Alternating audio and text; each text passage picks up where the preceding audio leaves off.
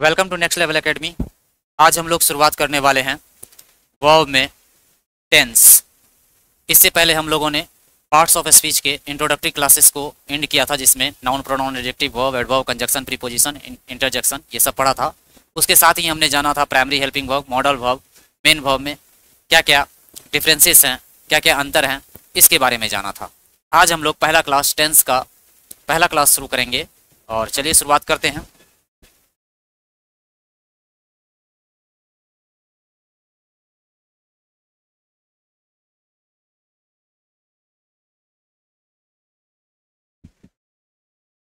Tense एक Latin word है जिसका अर्थ होता है टेम्पस। टेम्पस का मतलब होता है टाइम, और हिंदी में इसी को हम लोग क्या बोलते हैं? समय।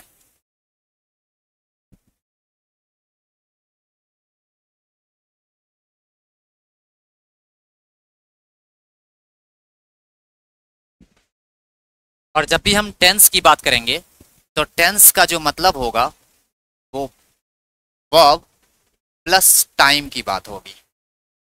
मतलब एक्चुअली बात तो होगी वर्ब की, लेकिन जब भी हम वर्ब की बात करेंगे तो उसमें टाइम अपने आप आ जाएगा। जैसे इससे पहले हम लोगों ने सेंटेंस के बारे में पढ़ा था, तो सेंटेंस में हमने पढ़ा था कि कोई भी सेंटेंस बिना वर्ब के पॉसिबल नहीं है। मतलब एक सेंटेंस होने के लिए कम से कम मिनिमम एक वर्ब होना चाहिए, बाकी वर्ब के साथ subject, verb, object, other word. Sentence कितना बड़ा भी हो सकता है, जो मिनिमम सेंटेंस का लेंथ है वो एक वर्ब है। मतलब वर्ब होने से ही सेंटेंस होगा। तो जब भी हम टेंस पढ़ेंगे तो सबसे पहले वर्ब पढ़ेंगे, और जब भी हम किसी वर्ब को पढ़ते हैं तो वर्ब का जो मीनिंग है उसके साथ कोई ना कोई टाइम जुड़ा हुआ रहता है। ये हमें सेंटेंस से पता चलता है। अब पहले वर्ब और टाइम के बारे में जानते हैं। तो टेंस टेंस है क्या? Tense is the form of verb that indicates the time of an action और event such as present, past, future. तो टेंस जो है वो वर्ब का फॉर्म है जो हमें बतलाता है किसके बारे में? टाइम ऑफ एन एक्शन, है ना। टाइम ऑफ एन एक्शन, किसी एक्शन के टाइम या किसी इवेंट के टाइम को बतलाता है ना। जैसे कि प्रेजेंट, पास्ट और future. Tenses indicate the time of an action, past, present, future and it's state, completed, ongoing और हैबिचुअल। अगर दी स्टेट की बात करें तो ये कंप्लीटेड एक्शन को दर्शाता है, ऑनगोइंग एक्शन को दर्शाता है और हैबिचुअल एक्शन को दर्शाता है। जैसे एग्जांपल्स देखेंगे, the sun rises in the east, है ना। तो यहाँ पर वर्ब जो है V5 है। अब सूर्य जो है ना, सूर्य का उदय होता है, उसका एक समय निश्चित है कि मॉर्निंग 5 बजे से लेकर, है ना, गर्मी के समय में 5 बजे और जाड़ा के समय में 6, साढ़े 6 बजे। तो इस सेंटेंस में कहीं भी टाइम तो मेंशन है नहीं, लेकिन टाइम मेंशन ना होते हुए भी टाइम का तो पता चल रहा है कि सूर्य के उगने का कोई ना कोई समय है ना। उसी तरह से honesty is the best policy, यहाँ पर भी वर्ब है V5, है ना। ईमानदारी अच्छी नीति होती है। अगर दी हम बात करें आज से 100 साल पहले, तब भी ईमानदारी अच्छी नीति थी। आज की बात करें, आज भी ईमानदारी अच्छी नीति है। और आज से 1000 साल बाद भी अगर दी बात किया जाए तो तब भी क्या होगा? Honesty is the best policy. तो मतलब ये एक ऐसा सेंटेंस है जो हर टाइम फ्रेम में फिट बैठता है, चाहे वो प्रेजेंट हो, चाहे वो पास्ट हो, चाहे वो फ्यूचर हो। तो कोई भी टाइम से रिलेटेड यहाँ पर वर्ड तो सेंटेंस में लिखा हुआ नहीं है। बहुत सारे ऐसे सेंटेंसेस होंगे जिसमें टाइम फ्रेम का वर्ड होगा। जैसे आई डिड माई वर्क, है ना, मैंने अपना काम किया। तो काम क्या हो चुका है? समाप्त हो चुका है ना। तो ये बतला रहा है कि मैंने अपना काम किया, मैंने कर लिया, किसी न कोई समय में तो किया होगा। चाहे अभी से 4 घंटा पहले फिनिश किया हो, चाहे 2 दिन पहले किया हो, है ना। अगला है आई वाज एन इंजीनियर, है ना। यहाँ पर भी वाज V2 है। तो मैं एक इंजीनियर था। हो सकता है वह कहना चाह रहा हो कि आज से 5 साल पहले मैं इंजीनियर था, फिर मैंने और अच्छे से पढ़ाई की, अब मैं IAS बन चुका हूँ या IPS बन चुका हूँ। तो अब वो इंजीनियर नहीं रहा। क्यों? क्योंकि वह एक दूसरा पद संभाल रहा है। Next, she will teach you a lesson, will, teach. तो टीच V1 है, और सेल और विल किसको दर्शाता है? फ्यूचर को दर्शाता है। ये भी हम आगे जानेंगे जब वर्ब के बारे में थोड़ा सा डिटेल्स टेंस में पढ़ेंगे, वहां कैसे कौन सा फ्यूचर एक्शन को दर्शाएगा, कौन पास्ट। तो वह तुम्हें एक लेसन, है ना, पढ़ाएगी, एक पाठ पढ़ाएगी। अब ये पढ़ाएगी आने वाले समय में, इसीलिए फ्यूचर से रिलेटेड है, लेकिन फ्यूचर का कोई टाइम लिखा हुआ नहीं है। सी विल बी हैप्पी, वह खुश होगी। अभी नहीं है, हो सकता है आने वाले समय में वो क्या रहेगी, खुश रहेगी। She will be working on her project next week, वह अपने प्रोजेक्ट पर काम करेगी कब, नेक्स्ट वीक। देखिए यहाँ पर टाइम लिखा हुआ है, कब, अगले सप्ताह। तो क्या होगा कि वर्ब के रेफरेंस में, वर्ब के साथ में टाइम को रिप्रेजेंट करने के लिए कभी कभी आपको सेंटेंस में ये चीज मेंशन रहेंगे और कभी कभी सेंटेंस में मेंशन नहीं रहेंगे। इसीलिए मैंने कहा कि अगर हम टेंस की बात करें तो वर्ब प्लस टाइम, अगर हम टेंस को पढ़ना चाहें, इस दोनों रेफरेंस को लेकर अगर हम टेंस को समझें तो टेंस हमें आसानी से समझ में आएगी।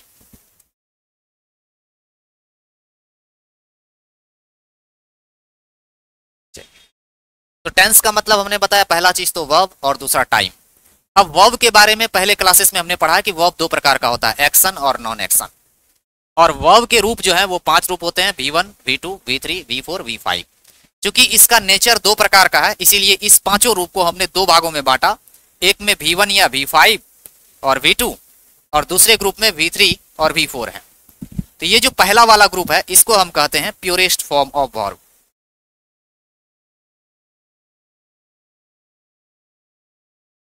Purest form of verb, actual में यही वर्ब होते हैं, V1 या V2। दूसरा जो है यह है इम्प्योर फॉर्म ऑफ वर्ब।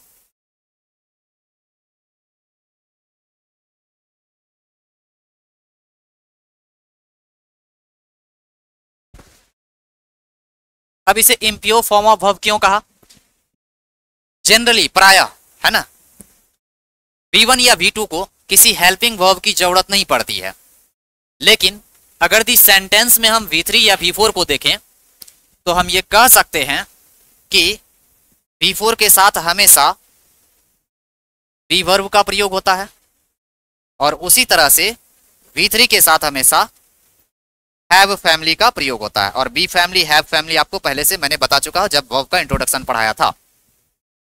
तो बी फैमिली में एम, इज, आ, वॉज, वे आता है और हैव फैमिली में हैव, हैज, हैड आता है। तो जब भी आप किसी सेंटेंस को पढ़ते होंगे तो V3 के साथ हमेशा हैव देखते होंगे। अब जैसे ही इसको हेल्पिंग वर्ब दिया गया तो ये दोनों अब प्योरेस्ट फॉर्म में आ गए।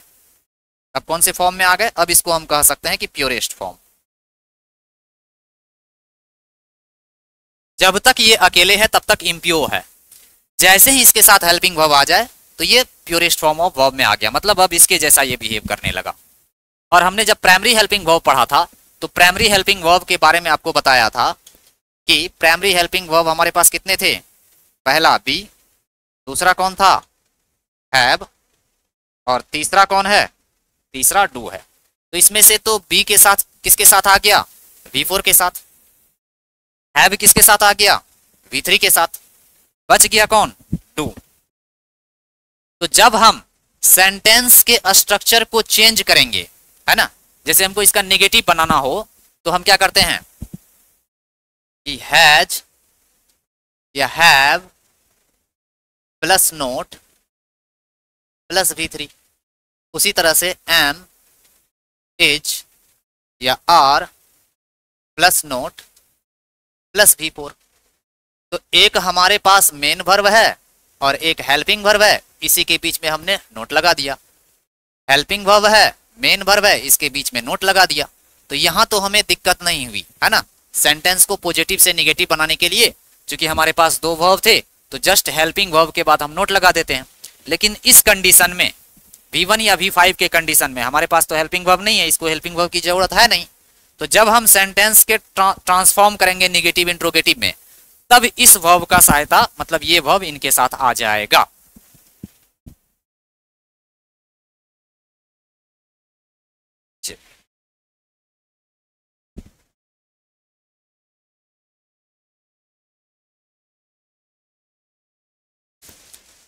तो जिस तरह से हमने वर्ब को समझा उसी तरह से हम पहले टाइम को समझ लेते हैं। अगर दी टाइम की बात करें तो टाइम कितने प्रकार के, 3 प्रकार के। जिस समय में हम हैं वो प्रेजेंट, अगर दी हम इससे पहले जाएं तो पास्ट, और जिस समय में हम अगर दी उससे आगे जाने की कोशिश करेंगे तो क्या होगा, फ्यूचर होगा। हालांकि फ्यूचर में जाना पॉसिबल नहीं है, ना ही पास्ट में जाना पॉसिबल है, हम हमेशा किस में रहते हैं, प्रेजेंट में रहते हैं।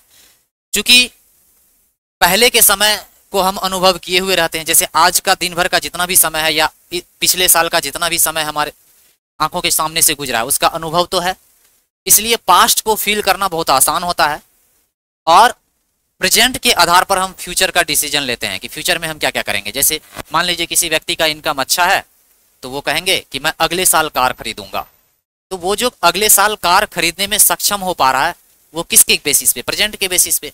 तो हम फ्यूचर में जा तो नहीं सकते हैं लेकिन फ्यूचर को सोच सकते हैं अपने दिमाग में, और उसी को दर्शाने के लिए है ना कुछ वर्ड्स हैं।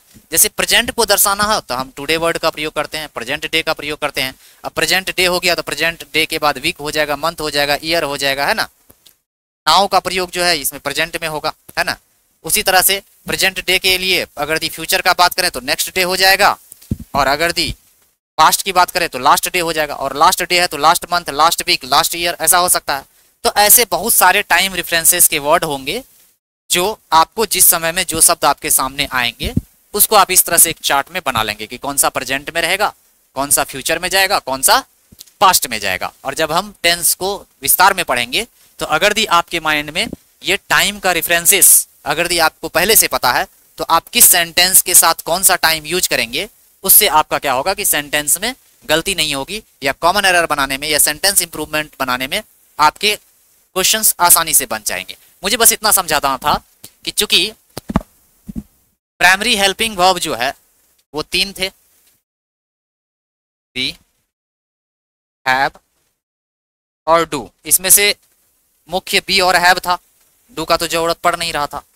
और वर्ब भी मैंने आपको बताया था कि 2 थे, एक एक्शन और एक नॉन एक्शन, है ना।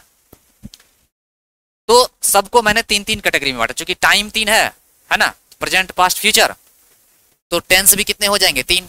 अगर टाइम 5 होते तो टेंस भी कितने प्रकार के हो जाते? 5 प्रकार के। अब टाइम और टाइम को भी हम डिवाइड कर सकते हैं। जब टाइम को डिवाइड करेंगे तो इसको कहेंगे हम ड्यूरेशन। ड्यूरेशन का मतलब अवधि, अवधि का मतलब समय अंतराल।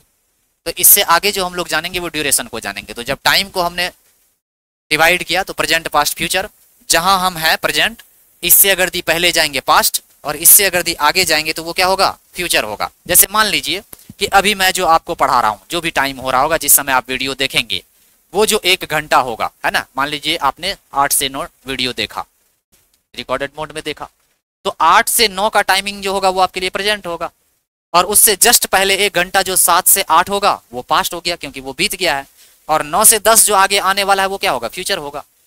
जिस दिन आप पढ़ रहे हैं वो दिन आपके लिए प्रेजेंट होगा, तो पिछला दिन क्या हो जाएगा? पास्ट हो जाएगा, और अगला दिन क्या हो जाएगा? फ्यूचर हो जाएगा। कोई मान लीजिए प्रोजेक्ट है, उसको बनाने में आपको 1 वीक का टाइम लग रहा है, तो जिस वीक में आप प्रोजेक्ट को कर रहे हैं, कंप्लीट कर रहे हैं, वो आपका प्रेजेंट है, और उससे पिछला वीक जो है वो पास्ट हो जाएगा, और अगला वीक क्या हो जाएगा? फ्यूचर हो जाएगा। जिस मंथ में आप मान लीजिए कोई ऐसा काम है जिसको करने में आपको मंथ का टाइम लग रहा है, 30 दिन का टाइम लग रहा है, तो वो जो मंथ है आपका प्रेजेंट हो गया, पिछला मंथ पास्ट हो जाएगा, अगला मंथ क्या हो जाएगा? फ्यूचर हो जाएगा। अभी जो 2025 है वो प्रेजेंट है, तो 2024 क्या हो जाएगा? पास्ट, और 2026 क्या हो जाएगा? फ्यूचर हो जाएगा। तो टाइम रेफरेंस मैं आपको इसलिए समझा रहा हूं कि जब भी हम टाइम रेफरेंस की बात करेंगे, प्रेजेंट पास्ट की बात करेंगे, अगर दी प्रेजेंट में 1 घंटा ले रहे हैं तो पास्ट में भी 1 घंटा ही जाएगा, और फ्यूचर में भी क्या होगा? 1 आवर ही होगा। अगर दी प्रेजेंट में हम पूरा 1 ईयर ले रहे हैं तो पास्ट में भी 1 ईयर लेंगे, और फ्यूचर में भी क्या होगा? 1 ईयर होगा। इससे आपको आसानी होगी टाइम को समझने में।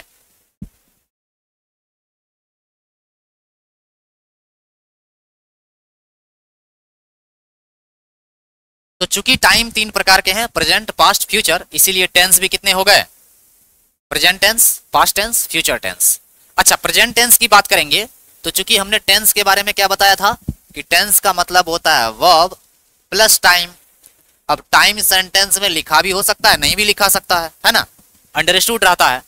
तो जब भी हम प्रेजेंट टेंस की बात करेंगे वर्ब के रेफरेंस में, तो इसको V1 या V5 से डिनोट करते हैं। किससे डिनोट करते हैं? प्रेजेंट टेंस की बात होगी तो V1 या V5। उसी तरह से जब पास्ट टाइम की बात होगी तो पास्ट टेंस को डिनोट करने के लिए हम लोग किसका प्रयोग करते हैं? V2 का प्रयोग करते हैं। और चूंकि फ्यूचर में जाना पॉसिबल नहीं है, जब भी हम फ्यूचर में जाते हैं या सोचते हैं तो होते हम प्रेजेंट में हैं। जैसे मैं बोल रहा हूं कि मैं अगले मंथ कार खरीदूंगा, या मैं अगले मंथ एक बाइक लूंगा, है ना, तो मैं हूं कहां? प्रेजेंट में। प्रेजेंट के बेसिस पे मैं फ्यूचर को सोच पा रहा हूं, है ना, कोई भी व्यक्ति। तो क्या बिना प्रेजेंट का फ्यूचर पॉसिबल है? नहीं है। इसीलिए जब भी फ्यूचर टेंस की बात होगी तो उसमें प्रेजेंट आएगा, और प्रेजेंट क्या है? V1 या V5। एक्चुअल में होता तो V1 ही है, V1 के बदले में हम कहीं कहीं सब्जेक्ट के अनुसार V5 का प्रयोग करते हैं। तो जब भी फ्यूचर की बात होगी तो क्या हो जाएगी? शैल, विल प्लस V1, है ना। अगर दी V1 नहीं हो तो फ्यूचर पॉसिबल नहीं होगा। तो फ्यूचर के जितने भी टेंस हम पढ़ेंगे सब में V1 किसी न किसी रूप में हमको देखने को मिलेगा, है ना। चलिए, अब आपको ये ध्यान में रखना है कि कब प्रेजेंट टेंस होगा, कब पास्ट टेंस होगा, फ्यूचर टेंस होगा। मान लीजिए कोई सेंटेंस आपको मिला, है ना, तो सेंटेंस में होता क्या है, किसी भी सेंटेंस को अगर दी हम बात करें तो सेंटेंस में सब्जेक्ट होगा, वर्ब होगा, ऑब्जेक्ट होगा। पहला स्ट्रक्चर ये इस तरह का होगा। दूसरा आपको ऐसा भी मिल सकता है, सब्जेक्ट होगा, हेल्पिंग वर्ब होगा, मेन वर्ब होगा और क्या होगा, ऑब्जेक्ट होगा। तो अगर हम बात करें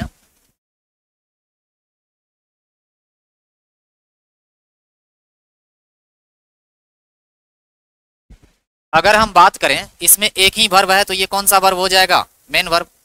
इसमें हेल्पिंग वर्ब और मेन वर्ब। तो कब ये प्रेजेंट टेंस होगा, मान लीजिए किसी सेंटेंस में पहला वर्ब, जैसे इसमें एक ही वर्ब है, तो अगर दी पहला वर्ब V1 या V5 हो जाए तो वो प्रेजेंट टेंस होगा। फिर अगर दी पहला वर्ब V1 या V5 हो तो प्रेजेंट टेंस। अगर दी इसी जगह पे V2 हो जाए तो पास्ट टेंस, इसी जगह पे सेल या विल हो जाए तो क्या हो जाएगा, फ्यूचर टेंस।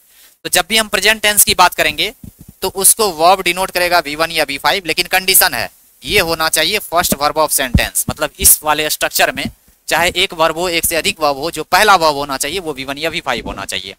उसी तरह से अगर दी पास्ट टेंस की बात होगी तो पास्ट टेंस में क्या होगा, V2 होगा। उसी तरह से अगर दी फ्यूचर की बात होगी तो फ्यूचर में क्या होगा, सेल विल प्लस V1 होगा। तो किसी भी सेंटेंस में सेंटेंस का मतलब सब्जेक्ट, वर्ब और ऑब्जेक्ट, एक ही वर्ब है। अगर दी ये V1 या V5 हो गया तो प्रेजेंट टेंस। अगर दी यही वर्ब पहला वर्ब V2 हो गया तो पास्ट टेंस। यही वर्ब सेल या विल प्लस V1 हो गया तो क्या हो जाएगा, फ्यूचर टेंस। स्ट्रक्चर आपको दो प्रकार के मिलेंगे, एक तो ये होगा सिंगल वर्ब वाला, और दूसरा जो मिलेगा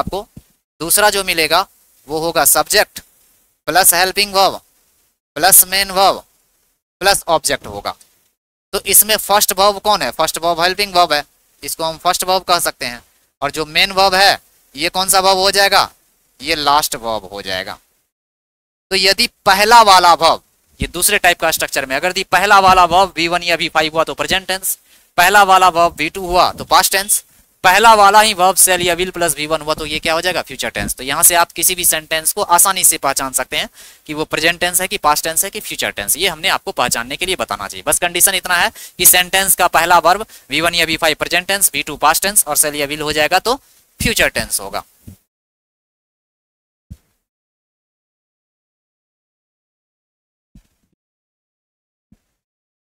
चलिए देखते हैं।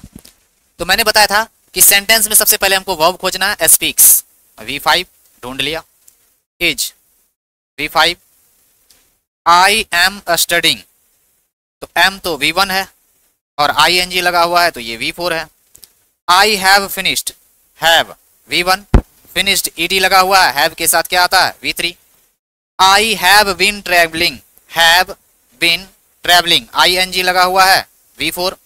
बीन ये V3 होता है और हैव V1 होता है। तो अभी अभी मैंने बताया कि प्रेजेंट टेंस को कैसे पहचानेंगे।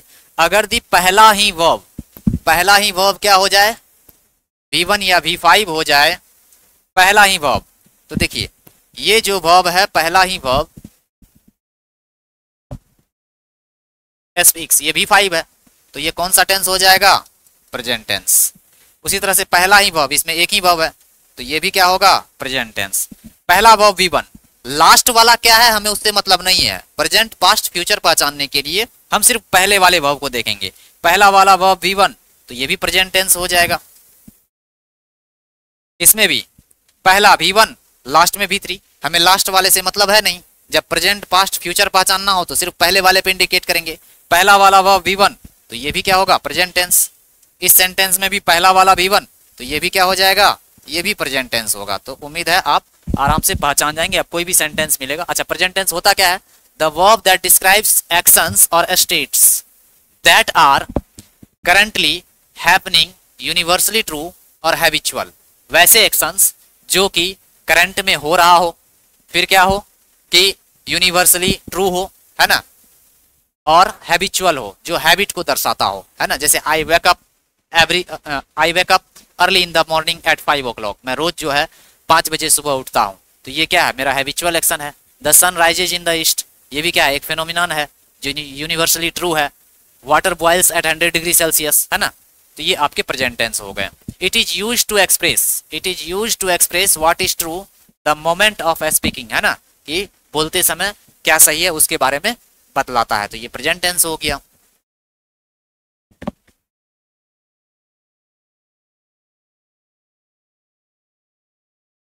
अगला करें पास्ट टेंस। अगर दी पास्ट टेंस की बात करें तो टेंस में हम लोग कौन सा देख रहे हैं, past tense. Past tense, past के लिए हम लोग किसका प्रयोग करते हैं, V2 का। तो मतलब यदि सेंटेंस में पहला ही वर्ब वॉक्ड, ईडी लगा हुआ है और इसके साथ हेल्पिंग वर्ब नहीं है, तो ये V2 है।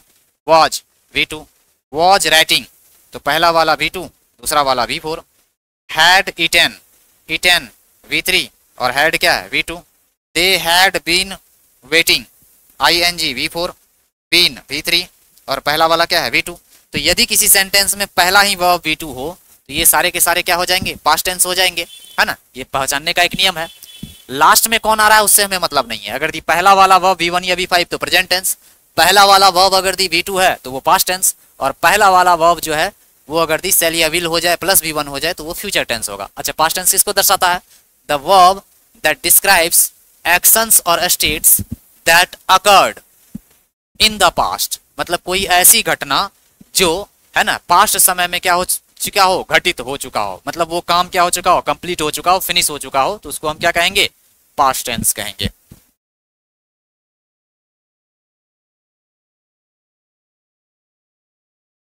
अगला है फ्यूचर टेंस। तो फ्यूचर टेंस में सबसे पहले हम सेंटेंस में वर्ब देखेंगे। Will attend, attend V1, will be working, ING V4, be V1। Will have completed, have के साथ अगर दी ED लगा हुआ है तो ये V3, ये V1। Will have been travelling, travelling ING V4, been V3, have V1। और सेल या विल किसको दर्शाता है, फ्यूचर को। तो सब जगह मैंने सेल का विल का ही प्रयोग कर लिया है। मॉडर्न ग्रामर में ज्यादातर विल का ही प्रयोग होता है, लेकिन अगर दी कॉम्पिटिटिव इंग्लिश की बात करें तो वहाँ सेल का भी प्रयोग होगा, है ना। तो आप सेल का भी प्रयोग कर सकते हैं। आई विल के जगह पे आप सेल भी लिख सकते हैं, ठीक है, चाहे विल का प्रयोग करें या सेल का प्रयोग करें। तो हमने आपको क्या बताया था कि फ्यूचर को दर्शाने के लिए सेंटेंस में पहला वर्ब या तो सेल या विल होना चाहिए, उसके बाद V1। क्या सेल या विल के बाद V1 आ रहा है, मतलब हाँ, ये सेंटेंस सही है। सेल या विल के बाद V1 आ रहा है, और कौन आ रहा है मुझे उससे मतलब नहीं है, सेल या विल, तो ये भी सही है। सेल या विल के बाद देखिए V1 है, तो हैव लिखा हुआ, हैव क्या है, V1 है, तो ये भी फ्यूचर में जाएगा। सेल या विल के बाद V1, यहाँ पर भी V1 आ रहा है, तो ये भी क्या होगा। तो कहने का मतलब ये सारे के सारे सेंटेंस किसमें है, फ्यूचर। अच्छा, फ्यूचर टेंस किसको दर्शाता है, तो the verb that describes actions और स्टेट दैट, एक्शंस और स्टेट दो बार आ गया है, चलिए इसको मैं कट कर देता हूं। विल अकर इन फ्यूचर, है ना, जो कि कब घटित हो, आने वाले समय में घटित होने वाली कोई घटना हो, है ना। It is use to express that will happen after the present moment, है ना, जब प्रेजेंट समय, जब वर्तमान समय बीत जाता हो, है ना, जो आने वाले समय हो, तो उसको हम लोग किस में रखेंगे, फ्यूचर टेंस में रखेंगे। और फ्यूचर टेंस को पहचानने के लिए हमने क्या बताया कि पहला वर्ब सेल या विल होगा, उसके बाद V1 होगा, अगर दी V1 है तो सेल या विल के बाद V1, उसके बाद कोई और वर्ब रहा है उससे मतलब नहीं है। तो ये प्रेजेंट, पास्ट, फ्यूचर को पहचानने के नियम हो गए। और अगर दी कोई घटना प्रेजेंट टाइम से रिलेटेड होगा तो वो प्रेजेंट टेंस, प्रेजेंट टेंस को डिनोट करने के लिए क्या होता है, V1 या V5। अगर दी कोई घटना पास्ट टाइम से रिलेटेड हो, पास्ट टाइम टेंस को दर्शाने के लिए हम किसका प्रयोग करते हैं, V2 का प्रयोग करते हैं। और अगर कोई घटना जो अभी तक घटित नहीं हुई है, घटने वाली है आने वाले समय में, है ना, और फ्यूचर टाइम को डिनोट करता हो, तो वो किस में चले जाएगा, फ्यूचर टेंस में चले जाएगा। फ्यूचर टेंस को दर्शाने के लिए हम लोग किसका प्रयोग करते हैं, सेल विल या सेल विल प्लस V1 का प्रयोग करते हैं।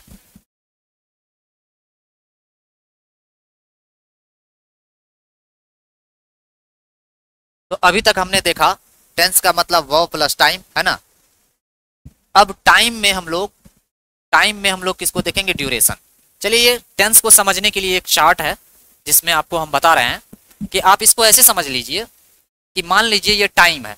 जैसे अगर दी इसको मान लूं कि ये मान लीजिए 1 आवर है, सपोज दैट, तो इसको हम मान लेते हैं कि ये मान लीजिए 3 आवर्स है। फिर इसको हम मान लेते हैं कि 5 आवर्स है, और चूंकि ये इससे बड़ा है तो इसको मान लेते हैं हम 10 आवर्स। बस समझने के लिए इसको ऐसे समझ लीजिए, है ना। तो आप ऐसे समझिए कि ऐसे कौन से काम है जो हम लोग डेली करते हैं लेकिन उसका कुछ टाइमिंग फिक्स होता है। जैसे हम लोग पढ़ाई करते हैं तो डेली 4 से 5 घंटा करते हैं, तो ये मान लीजिए 4 से 5 घंटा डेली कर रहे हैं, मतलब रिपीटेड हो रहा है। तो वैसा कोई एक्शन जो काम हम डेली करते हैं, कोई 1 घंटा करता होगा, कोई 4 घंटा करता होगा, सबका तो अलग अलग होगा। एक रेफरेंस समझने के लिए 1 घंटा या 2 घंटा मान लीजिए, कोई 5 घंटा मान ले, आपको जितना मानना है उतना मान लीजिए, लेकिन वो डेली होना चाहिए, है ना, रिपीटेड मोड में होना चाहिए। तो अगर दी कोई काम ऐसा जो रोज रोज हो रहा है, जैसे सूर्य का उगना, है ना, उसके बाद आप बर्फ का पिघलना, ग्लेशियर पर बर्फ पिघल रहे हैं, कल भी पिघल रहा था, आज भी पिघल रहे हैं, कल भी पिघलेंगे, है ना। तो वैसे दुनिया में जितने भी काम है, जैसे रोज सुबह टहलना, कोई कोई व्यक्ति रोज सुबह टहलते हैं, किसी व्यक्ति का रोज रोज न्यूज पेपर पढ़ना, बच्चे का रोज स्कूल जाना, ऐसे दुनिया में जितने भी वर्क हैं जो रिपीटेड मोड में चल रहे हैं, है ना, और उसका एक ड्यूरेशन होगा। एक ड्यूरेशन होगा कि बच्चे स्कूल जाते हैं तो 6 से 7 घंटे के लिए जाते हैं। आप अगर दी कोचिंग क्लासेस जाते हैं तो एक क्लास के लिए मान लीजिए 2 घंटा लगा, है ना, सुबह 2 क्लास चले गए, शाम में 2 क्लास चले गए। तो ये जो फिक्स ड्यूरेशन वाले हैं, ड्यूरेशन कुछ भी हो सकता है, किसी का 5 घंटे का होगा, किसी का 1 घंटे होगा, उससे मतलब नहीं है। तो वैसे कोई कार्य जो डेली रिपीटेड मोड में करते हैं, तो उसके लिए आप V1 या V5 का प्रयोग करेंगे। मतलब मान लीजिए सेंटेंस आपको नहीं आती है अंग्रेजी, आप एकदम, आपको भोजपुरी आती है ना, या कोई और लैंग्वेज आता है, तो आप उस सेंटेंस जो भी लैंग्वेज आता है आपको, उसमें ऐसे कौन कौन से काम है जो आप रोज रिपीटेड मोड में कर रहे हैं। अगर रिपीटेड मोड में कर रहे हैं, रोज रोज करना हो रहा है आपसे वो काम, तो उस टेंस उसको दर्शाने के लिए हम V1 या V5 का प्रयोग करेंगे।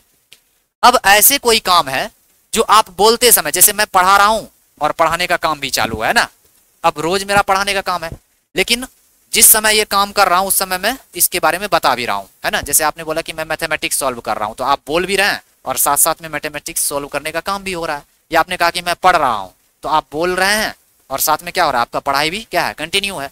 तो वैसे जितने भी काम है जो कि कंटिन्यू मोड में होता है, तो उसके लिए हम किसका प्रयोग करेंगे, V4 का प्रयोग करेंगे, है ना। अगला V3, ये इससे भी थोड़ा सा ज्यादा होगा ड्यूरेशन, है ना। तो ड्यूरेशन में क्या होगा कि कोई ऐसा काम जो आपने कल शुरुआत किया था और अभी जाके फिनिश किया, है ना। तो शुरुआत तो आपने पास्ट में किया, लेकिन आपका फिनिश कब हो रहा है, प्रेजेंट में। तो कोई ऐसा काम जो आपने पास्ट में शुरुआत किया और प्रेजेंट में फिनिश कर रहे हैं, तो उसके लिए आप किसका प्रयोग करेंगे, V4 का प्रयोग करेंगे। और कोई ऐसा काम जो आपने पास्ट में शुरू किया, अभी चल रहा है, आगे कब जाकर फिनिश होगा इसका कुछ अंदाजा नहीं है ना, तो उसके लिए हम लोग किसका प्रयोग करेंगे, V3 या V4 का।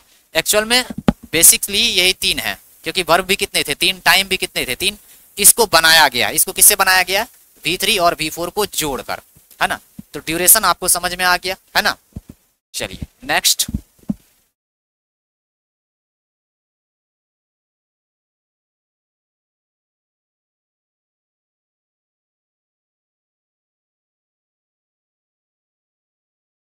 चलिए स्ट्रक्चर का निर्माण कैसे होगा। तो वर्ब के बारे में हमने आपको बताया कि वर्ब जो है 2 प्रकार के, एक एक्शन होगा और एक क्या होगा, नॉन एक्शन। तो मैंने क्या बताया था, किसी भी सेंटेंस में अगर दी V1 या V5 होगा वो प्रेजेंट टेंस, और V1 या V5 के बदले अगर दी V2 हो जाए तो वो पास्ट टेंस। और अगर दी फ्यूचर की बात करें तो सेल या विल तो होना ही चाहिए और इसके साथ V1 हो। ये आपका स्ट्रक्चर का फॉर्मेशन हो गया। अच्छा, जब वर्ब आ गया तो वर्ब से पहले क्या आएगा, सब्जेक्ट, वर्ब के बाद क्या आएगा, ऑब्जेक्ट। ये पास्ट टेंस का स्ट्रक्चर हो गया। वर्ब से पहले कौन आएगा, सब्जेक्ट, और वर्ब के बाद कौन आएगा, ऑब्जेक्ट, ये प्रेजेंट टेंस का। वर्ब से पहले कौन आएगा, सब्जेक्ट, वर्ब के बाद कौन आएगा, ऑब्जेक्ट, ये फ्यूचर का हो गया, है ना। तो हर स्ट्रक्चर में अगर ये आपको वर्ब पता है तो वर्ब से पहले सब्जेक्ट और ऑब्जेक्ट लगा देंगे तो ये स्ट्रक्चर हो जाएगा, है ना। अच्छा, 2 तरह के वर्ब बताए थे, है ना। तो वर्ब का जो ग्रुप था, एक ग्रुप में कौन था, एक ग्रुप में V1 या V5 या V2, ये प्योरेस्ट फॉर्म था, और दूसरे ग्रुप में V3 या V4 था, ये इम्प्योर फॉर्म था। इसको प्योर बनाने के लिए V3 के साथ हमने हैव लगाया था और V4 के साथ क्या लगाया था, बी लगाया था। तो ये भी यहाँ फॉलो होगा। तो हमारे पास प्योरेस्ट फॉर्म का यही 2 वर्ब था, बाकी इम्प्योर वाले हैं। तो इम्प्योर वाले सबको हम दे देते हैं। चलिए, इसको हमने दे दिया V4, तो इसको भी V4 दे देते हैं और इसको भी V4 दे देते हैं। ऐसा करता हूँ, पेन का कलर चेंज कर।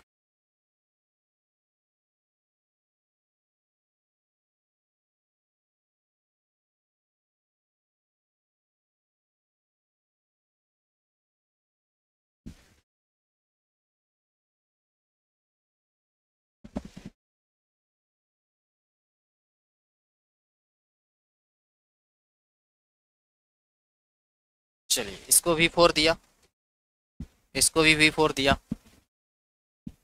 इसको भी V4 दिया। अब चूंकि प्रेजेंट टेंस का बात हो रहा है, तो प्रेजेंट टेंस में तो बिना, प्रेजेंट टेंस किसको डिनोट करता है, V1 या V5 से, पहला वाला वर्ब होना चाहिए।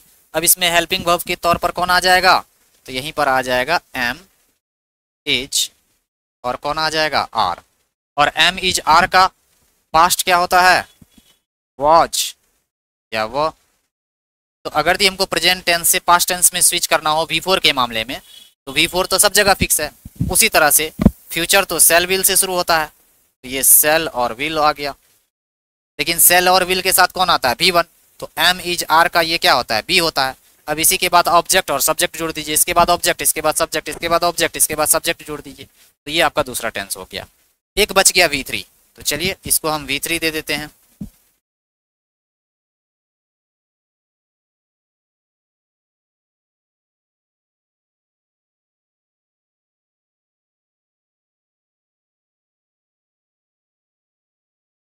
चलिए अगला स्ट्रक्चर, इसको हमने दिया V3, तो चलो इसको भी V3 दे देते हैं, और इसको भी V3 दे देते हैं। अब V3 तो अकेले आता नहीं है, V4 भी अकेले नहीं आता था, इसलिए इसको हेल्पिंग वर्ब दिया। तो हेल्पिंग वर्ब चूंकि प्रेजेंट टेंस का बात हो रहा था, प्रेजेंट प्रेजेंट वाला helping verb am is are, चूंकि V4 के साथ B ग्रुप आता है। V3 के साथ कौन सा फैमिली आता है, हैव फैमिली। तो यहाँ पर कौन सा हो जाएगा, हैज या हैव हो जाएगा। अब हैज या हैव का पास्ट क्या होगा, हैड होता है। तो जैसे ही मैं यहाँ हैड करूंगा तो ये पास्ट टेंस हो जाएगा। और चूंकि फ्यूचर के लिए सेल या विल आता है, तो ये सेल या विल, क्योंकि सेल या विल के साथ कौन आएगा, V1। अच्छा V3 के साथ हैव फैमिली आता है, तो एम इज तो आर नहीं आ सकता है, हैज V5 होता है, ये भी नहीं आ सकता है, हैड पास्ट होता है, ये होगा नहीं। तो यहाँ पर कौन आ जाएगा, हैव हो जाएगा। तो स्ट्रक्चर कैसे फॉर्मेशन हुआ, 1 2 3, है ना। चौथा वाला मैंने आपको नहीं बताया। अच्छा चौथा वाला जो टेंस है, वो चौथा वाला जो स्ट्रक्चर होता है, वो यहाँ पर जो है ये आएगा, क्योंकि लास्ट में इसका नाम होता है कंटिन्यूस, तो ये होता है V4, और यहाँ बीन आएगा। और इसके हिसाब से जो है बीन V3 है, तो हैज हैव आ जाएगा, यहाँ हैड आ जाएगा, वहां पे इस तरह से। तो स्ट्रक्चर का फॉर्मेशन कैसे होता है ये मैंने आपको बताया। चलिए इसको अच्छे से समझने के लिए हम यहाँ पर देखते हैं।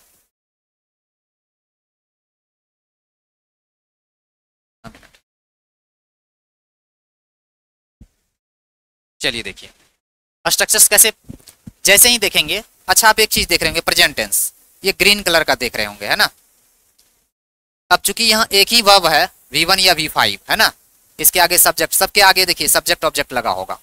तो चूंकि ये प्योरेस्ट फॉर्म वाला वर्ब है, जैसे V2 है, यहाँ V1 या V5 है, यहाँ V1 है, और बिना सेल विल के फ्यूचर पॉसिबल नहीं है, तो ये आपके प्रेजेंट टेंस का ये हो गया। अब जैसे ही V4 को देखेंगे, तीनों में V4, तो V4 के चूंकि प्रेजेंट टेंस है, तो पहला V1 या V5 होना चाहिए। क्या बताया था, पहला वर्ब V1 या V5, तो इसी के जगह पे एम इज आर आया, है ना, इसके जगह पे सेल विल प्लस भी आ गया। तो ये आप देखेंगे कि कैसे सारे टेंस के स्ट्रक्चर का फॉर्मेशन हुआ। अगर यहाँ एम इज आर है, तो इसी का पास्ट यहाँ वाज वेयर हो गया, इसी का फ्यूचर जो है सेल विल प्लस भी क्या हो गया, फ्यूचर हो गया। अगर यहाँ V3 है, तो V3 के साथ हैज या हैव फैमिली आता है, तो हैज हैव आया, इसी का पास्ट यहाँ पर क्या हो गया, हैड हो गया, और इसी का जो है सेल विल प्लस हैव जो है ये फ्यूचर हो गया, क्योंकि सेल विल के साथ V1 आता है। उसी तरह से अगर आप देखेंगे यहाँ पर V3 प्लस V4 है, बीन जो है V3 है और V4 है, तो ये परफेक्ट हो गया, ये कंटिन्यूस हो गया, है ना। तो ये परफेक्ट और कंटिन्यूस हो गया। तो V3 के पहले हैज हैव आता है, इसी हैज हैव का पास्ट कर दिए हैड हो गया, और इसी हैज हैव का, है ना, यहाँ पर सेल या विल छूट गया है, तो आप यहाँ पर सेल या विल और इससे पहले सब्जेक्ट। तो ये 12 प्रकार के टेंस के, है ना, फॉर्म के स्ट्रक्चर कैसे फॉर्म हुए, इसके बारे में आपने जाना। अब इसका नाम रखना है। तो देखिए नाम के बारे में मैंने आपको बताया था, जब मैंने आपको ड्यूरेशन के बारे में बताया था, यहां से नाम रखा है।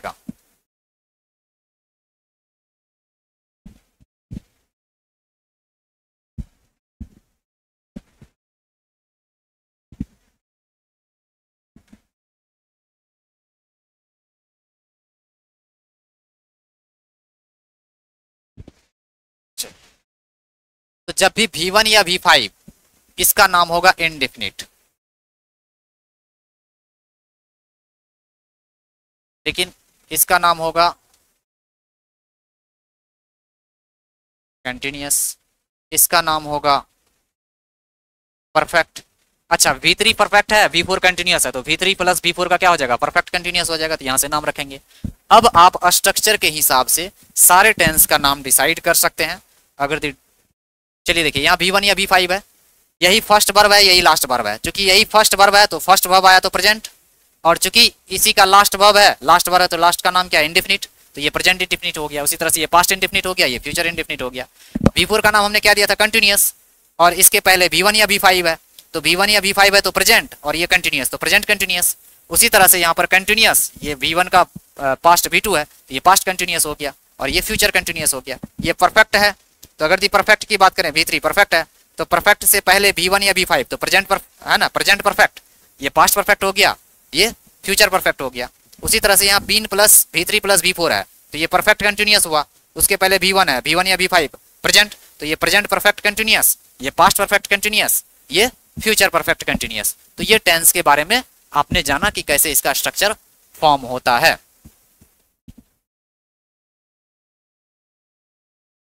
चलिए, यहां पर दिया गया है सिंपल पास्ट टेंस, ये वाला तो चलिए, ये आपके लिए होमवर्क है कि आप कैसे, जैसे यहाँ पे प्रेजेंट इंडेफिनिट है, तो इसके लिए कौन आएगा, V1 या V5। अब आपको इसका स्ट्रक्चर ऐसे फॉर्म करना है, तो प्रेजेंट है तो सब्जेक्ट हो जाएगा, V1 या V5 हो जाएगा, और ऑब्जेक्ट हो जाएगा। अगर नेगेटिव की बात करें तो ये सब्जेक्ट होगा, इसी के साथ क्या होगा, डू या डज आएगा, इसके बाद नोट आएगा, और इसके बाद हमेशा V1 या ऑब्जेक्ट आएगा। ये पहला वाला मैं बता दिया। अब इसी के आधार पर आपको कंटिन्यूअस का बनाना है, तो कंटिन्यूअस का क्या होता है, V4 होता है, तो सबसे पहले हम क्या लिखेंगे, V4 लिखेंगे, और V4 के साथ अगर दी प्रेजेंट है तो प्रेजेंट में कौन आएगा, या तो M, या तो इज, या तो R, इसके पहले सब्जेक्ट जोड़ दीजिए, इसके बाद ऑब्जेक्ट जोड़ दीजिए, निगेटिव बनाने के लिए दोनों के बीच में नोट जोड़ दीजिए।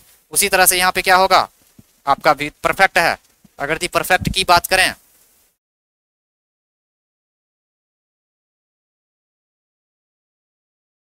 उसी तरह से परफेक्ट कर लेंगे, प्रेजेंट परफेक्ट कंटिन्यूअस कर लेंगे।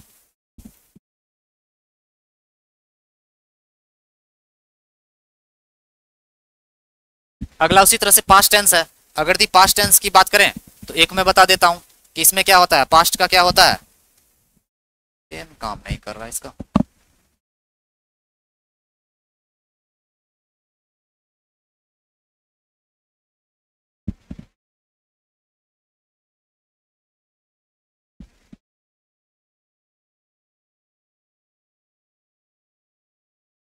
चलिए आप कर लेंगे।